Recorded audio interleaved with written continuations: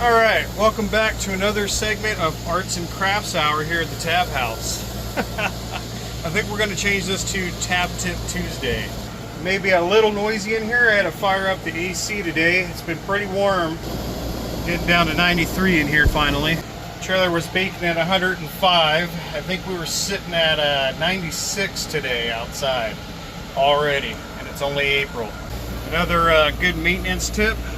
Try to fire up your AC every couple months, whether you need it or not. Just like your car, helps all that stuff inside the AC system swirl around and keeps the seals from drying out and you losing any gas in the AC system. But for today, we're going to work on a little project that I have been lagging on for a while. And that is what to do with this cover for the back of the toilet area so I can check my glycol a lot easier than unscrewing it every single time. So I sat here for a while and pondered things. I had seen that some put in a little marine port door, similar to what's on the outside for your Nautilus system or one of those little round port doors. And that's a great idea, but I want to be able to see the side of my tank a little better. Plus, it'd be nicer to have full access to any plumbing and anything in there on quick notice in case there is an emergency with the plumbing or something behind that toilet. So after pondering this idea for a while, what I'm going to do with this panel that sits behind that toilet, I think I came up with a solution. And I figured, let's make this a little simpler, something that all y'all could do out there. And if it works out good, then there you have it. So right here is our plastic backing for behind the toilet.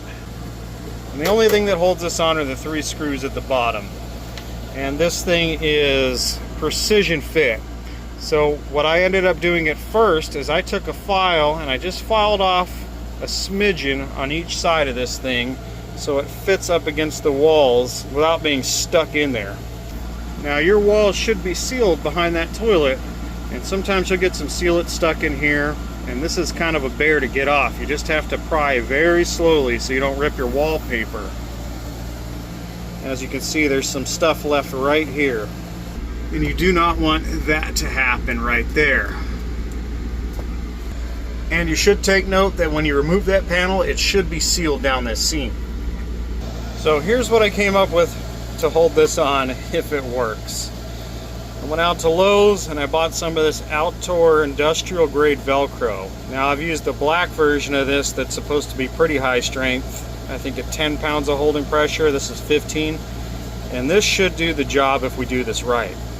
And this stuff sticks fairly well, but we'll see how she does at baking at 120 out here in the summer. The first thing I want to do is block off these existing screw holes, and I don't want to make that permanent. So what I'm going to do is put some masking tape on the backside and use some of my leftover sealant and fill the hole. Okay, so nothing too complex there. We just masked off our holes from the backside. And now what I want to do is put some of that RV sealant I used for the bathroom that I have left over in those holes. And by the way, I did have to come over here and lay one more bead over that existing one that I did a month ago. After this thing settled, it finally had a little bit of a slight crack in there, but we were good to go. We're just going to use some of this leftover Geo Cell Pro Flex. This is in white. And little tip for you, if you have some left over, just use some masking tape and tape up the end of this thing and you can still use what's left in here. This stuff ain't cheap. Okay, we got our holes all plugged with some RV sealant. That should keep the water out for now. The next thing we got to figure out is where do we want to put our Velcro here? So this wallpaper doesn't really stick to wood that great. So we're going to be careful with that. And I think what I'm going to do is I'm probably going to put some strips strategically placed there and overlap it. So that way when I pull up on this panel, maybe it doesn't rip off the wallpaper. But I'm going to be the guinea pig for this project, so we'll see what happens. Okay, so here's what I came up with here. I ran a little extra of this stuff to the back side of that since these are on thin areas and I don't want to pull this wallpaper off of this wood edge. I just put a couple on each side and 2 up top. I left the sticker part on because what I'm going to do is pull all the film off of the back side of these, and then I'm going to put my backing plate on so everything's lined up correctly. Now the panel will sit out a little farther with this thickness, but it doesn't matter because this is sealed. It still fits up and under this ledge, and it looks pretty good actually. I originally thought of using some neodymium magnets, and I thought that'd be really cool, but I would have had to like make some flush mount brackets or something if I wanted this to sit flush when it magnetized on. Plus I would have had to use some kind of epoxy and glue magnets on and all that. I just figured this would be a lot simpler and easier for the average person to do, so you can check your glycol fluid level here or get to your plumbing if you have to. Alright, our panel is in and it is stuck on.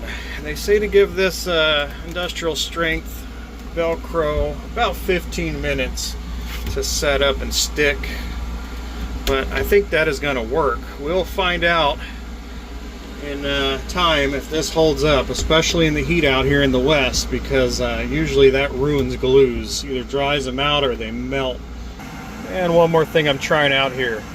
This Velcro here is like industrial grade command strips in a way.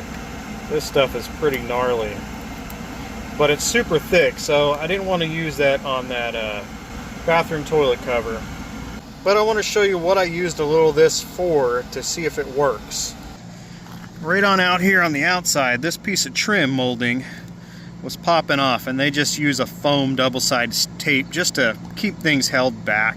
I had it happen on the other side too, but I used a little of that Velcro right down in between here. I was having problems using double-sided tape for some reason, and I can't get back in here to scuff that surface up so it sticks.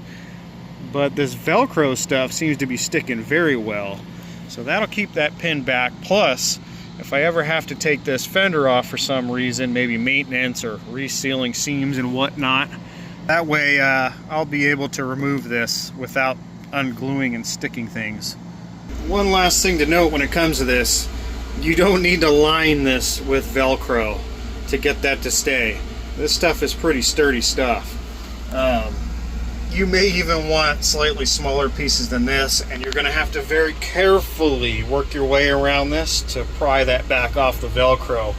But I'll tell you right now, as long as this glue seems to hold up, that is stuck with, I think this is going to work out just splendid. Okay, so if this works out, remember, get the Velcro brand outdoor. Also, if you need something a little thicker for other stuff, get the Velcro brand workbench. So if you want to try that, go ahead, go for it. Like I said, you don't need a whole lot of that Velcro to get the job done, or else it's going to be pretty hard to pull that panel off. If that doesn't work, we're going to have to go with the magnets or something else, or put a porthole door in there. But either way, pretty quick, simple, and cheap modification, and I think everybody out there should be able to do that. That's going to save me a heck of a lot of time checking my glycol level, not having to undo caps and 3 screws. I just figured right now would be a good time to throw this little video out there since I'm in between trips here, and of course I'll be out camping in about a week and a half. So see you all in the upcoming adventure.